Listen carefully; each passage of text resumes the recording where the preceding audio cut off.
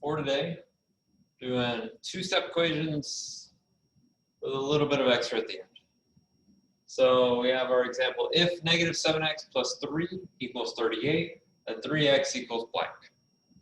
So we're going to start off the same way. We're just going to solve this equation right here. Do all of this, and then we'll worry about the 3x part. Okay? So the rules still apply. We want to get x by itself. So we want to get rid of times negative 7. We want to get rid of plus 3. We're always going to get rid of the plus or minus first. So I'm going to start off to get rid of plus 3. We do minus 3. Whatever we do to the left side, we do the right side as well. So this will cancel out. We're left with negative 7x equals 38 minus 3 is 35. And then to get x by itself, to get rid of this times negative 7, we're going to divide by negative 7. We do that to both sides. So the negative 7s will cancel. We're left with x equals negative 5. Okay. We can substitute it back into the equation just to make sure that that's right. So negative 7 times negative 5 plus 3. Does that equal 38? Well, 7 times 5 is 35, and negative times a negative is going to be positive. 35 plus 3 is indeed 38. Okay? So now that we know what x is, the real question is, what is 3x? So we just say, what is 3 times negative 5?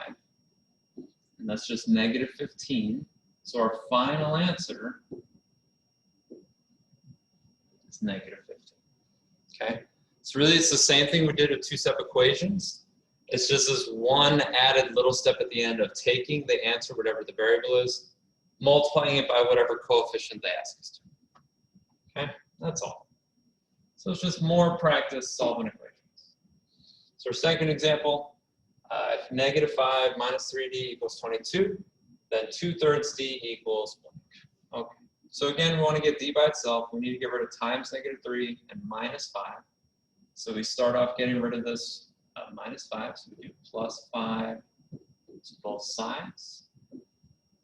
This will cancel out. So we have negative 3d. 22 plus 5 is 27.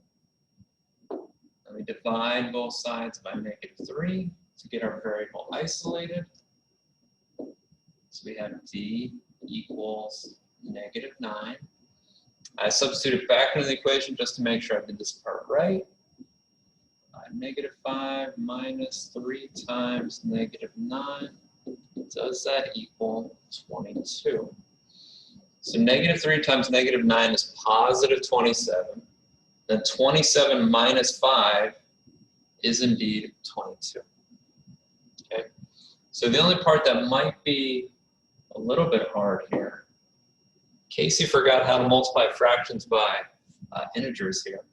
So I want to know what is 2/3 times and then negative 9. And the reason why I make that kind of small is hopefully you remember seeing it like that.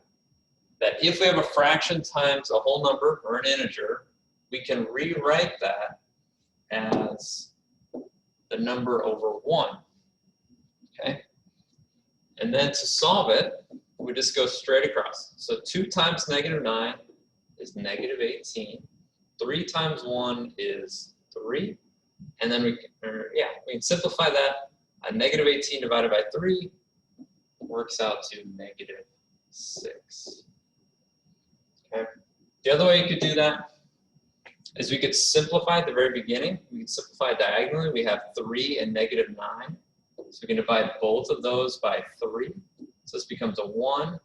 This becomes negative 3. And then we see our multiplication changes. Now we have 2 times negative 3 is negative 6. 1 times 1 is 1. And we get the same answer. Okay.